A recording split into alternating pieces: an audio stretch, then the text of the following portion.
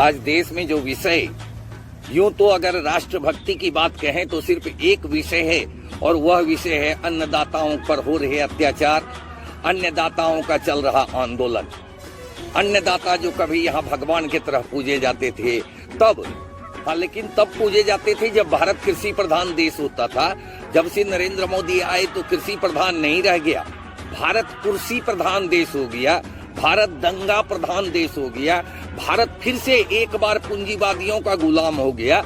और बहुत दुख के साथ बताना पड़ता है कि जिन निजी बैंकों का इंदिरा गांधी जी ने सरकारीकरण किया था, अधिग्रहण कर लिया था सरकार ने, आज सरकारी बैंकों को निजी हाथों में देने वाली सरकार गद्दी पर बैठी है। किसानों को बताया जा रहा कि आतंकी हैं।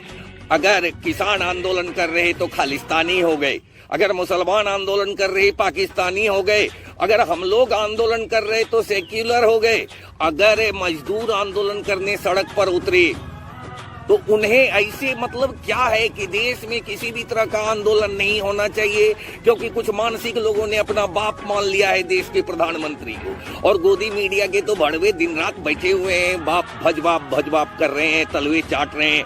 सत्ता के दरवाजे पर पड़ी हड्डियां चूसने वालों में सुधीर चौधरी, रोहित सरदाना है, अमीश देवगन, अर्नब गोस्वामी जैसे रजत शर्मा है, ऐसे भड़वे दीपक चौरसिया है, रूबिका लियाकत है और वो अंजना मोदी है।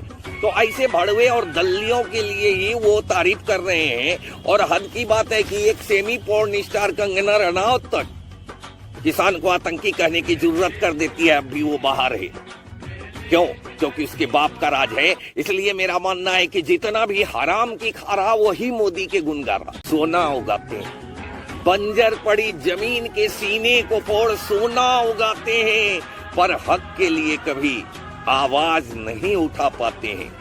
बंजर जमीन का सीना फोड़ सोना उगाते हैं, लेकिन हक के लिए कभी आवाज नहीं उठा पाते हैं। सूखा जल्दी बाढ़ को झेलते मरते हैं, सूखा जल्दी बाढ़ को झेलते मरते हैं, लेकिन साहूकारों और बैंकों के दबाव में बैंक के कर्ज को नहीं झेल पाते हैं और आत्महत्या कर लेते हैं। कर्ज को नहीं झेल पाते हैं, आत्महत्या कर लेते हैं। ऐसे किसानों को जब आज आंदोलन कर रहे, और हम लोगों ने कल जो उनका समर्थन किया है, ये राजनीतिक दलों के द्वारा जो समर्थन किया गया है वो अन्नदाताओं का किया गया है, क्योंकि हम उन साउथ इंडियन के गुलाम नहीं हैं मानसिक रूप से, जिनके की गुलाम ये अंधभक्त और ये मोदियाबिंद ग्रसित लोग हैं। ये साले लोग अपने मानसिक विकलांग हो गए। जानते हैं क्यों? क्योंकि ये सभी मोदियाबिंद के शिकार हैं। और मोदियाबिंद साली ससुरी चीज ही ऐसी है, बीमारी, ये लाइलाज बीमारी है। आंख में धरती है मोदियाबिंद, दिमाग में पहले असर कर जाती है। अब ऐसे लोग जो नपुंसक हैं वो कहते हैं कि मोदी है तो भारत है। अमा यार, मोदी नहीं था तो भारत था। मोदी है तो ये कॉरपोरेट घरानों के एजेंट वाला भारत हो गया है, जहां की सारी व्यवस्था अंबानी अडानी तय करते हैं, क्योंकि हमारे देश का प्रधान असल में इनका दरबान है। किसानों की जो स्थिति है उसको देखकर कैसे कोई कह सकता है कि आंदोलन क्या था। और मोदियाबिंद वाले जो बीजेपी के, वो मोदियाबिंद मैंने बता ही दिया लाइलाज बीमारी है। और खास करके ये बीमारी आजकल बनियों से अधिक ब्राह्मणों में काम कर रही है, जबकि पार्टी भाजपा हो गई बनियावाद। हर जगह बनिया बैठे हैं। कहता है कि वो एक ही उल्लू काफी था, बर्बाद गुलिस्ता करने को एक ही उल्लू काफी था।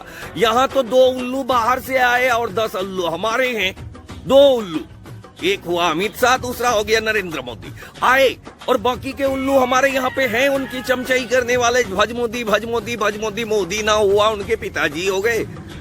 अम्मा यार, कुछ तो शर्म कर लो।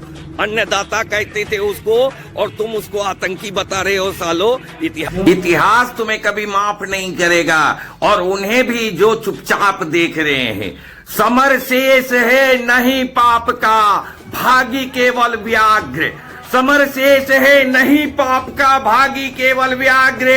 जो तटस्थ है समय लिखेगा, उनका भी अपराध जो तटस्थ है समय लिखेगा।